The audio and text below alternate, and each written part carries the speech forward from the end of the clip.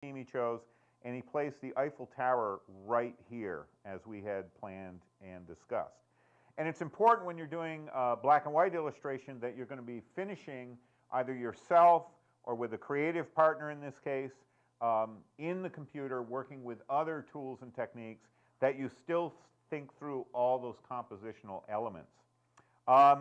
Now, in doing the black and white part of this drawing, I used a combination of brush, pen and ink, and razor blade. These spark and flame patterns were created by taking the single edge razor blade, turning the paper in the direction I wanted the stroke to go, and working it with my hand like this. And I'm going to use that technique in the next drawing that I'm going to be doing and showing you. Also, because I spent more time on this illustration than I can with a demo drawing, there's much more precise pen and ink technique here. Let me zoom in a little bit. Ooh, I like that noise.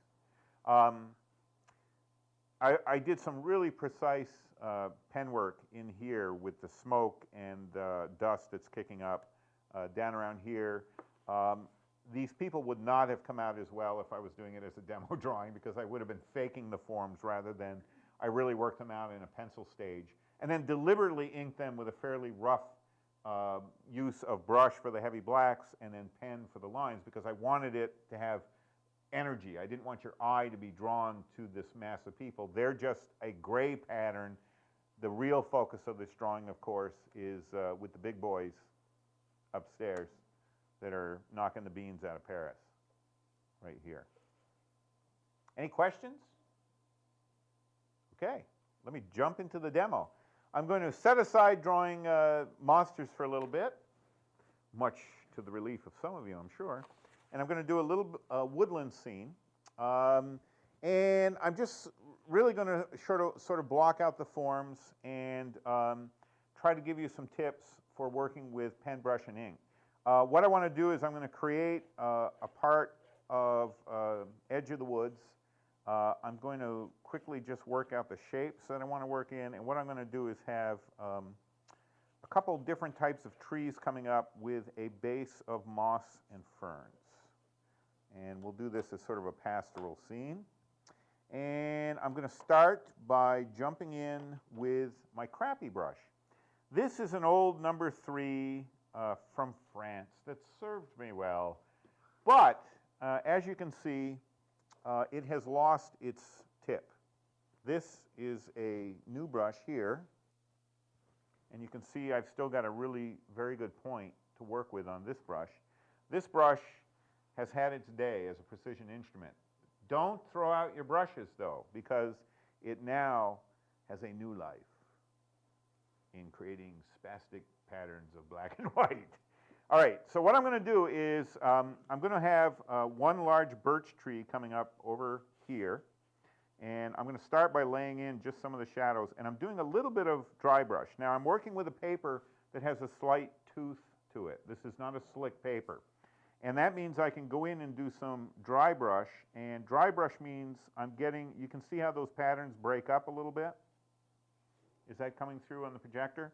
And this means that, I'll zoom in on that, that I can get this rougher texture working with a brush that is not super saturated with ink. And I can really create a texture that looks and feels a bit like birch bark. And the reason I laid in this heavy black here is this is going to be where we start to get the leaf patterns. So what I wanted to lay in right off the bat is the shadow falling on the upper part of this tree trunk. And I'm still working with dry brush technique to bang in some of these leaves. I'm just really creating rough leaf patterns. I'm not worrying about precision right now. I'm worrying about and creating large masses of black and white to sort of feel out how I want this drawing to come together. Now, even with that, I still got to be conscious of where the trunk is. and I don't want to lose track of that. And this is going to be a fairly impressionistic black and white piece that I'm going to be doing, but I will be getting into some crisper detail in a moment. Now, I've got another tree that I want to create this V shape with to pull the viewer's eye down to this area where I'm going to spend a bit more time on detail. And this one is not a birch. This one is going to be a conifer. That could be a pine, a spruce, you know, any conifer tree, and I'm going to work with very heavy blacks. And part of why I save these beat old brushes is I can really be rough on this brush. I don't have to worry about ruining it. I've already done that. But that makes it a really effective tool for this kind of drawing. Now, some conifer trees, again, I'm using a little bit of dry brush to create this texture for the bark.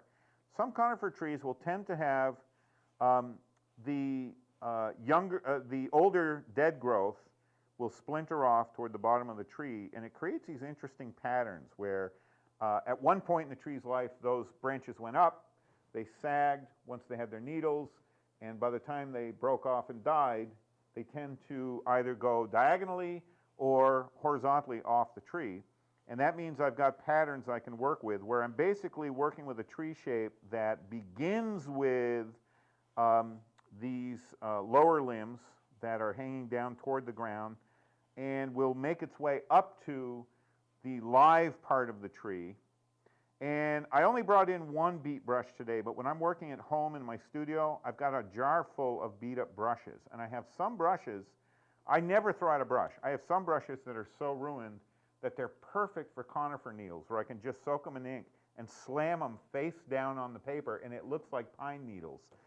In this case, I didn't want to bring in a whole lot of brushes for this demo because it gets unwieldy, and I don't want to make a mess of the CATV studio the way I make a mess of my home studio.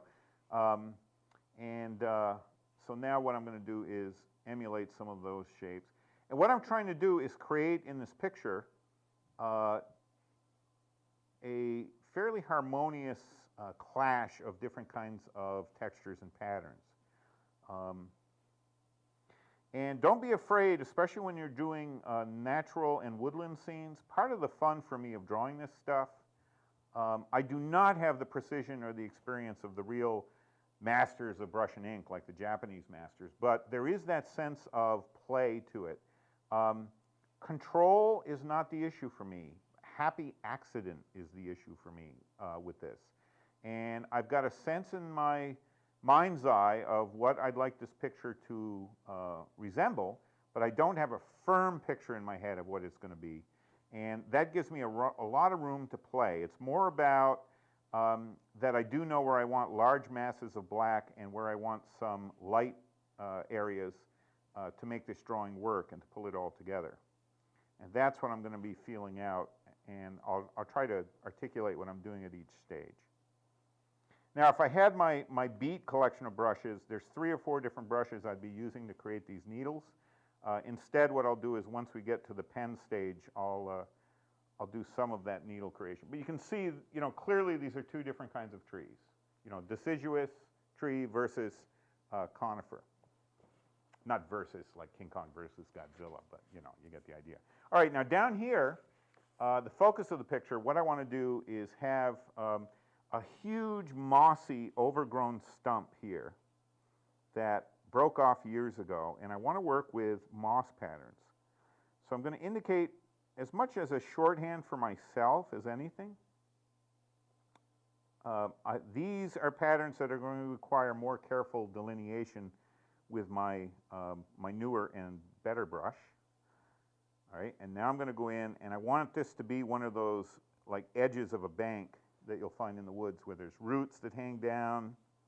And some of those roots I'm going to be doing as white against black.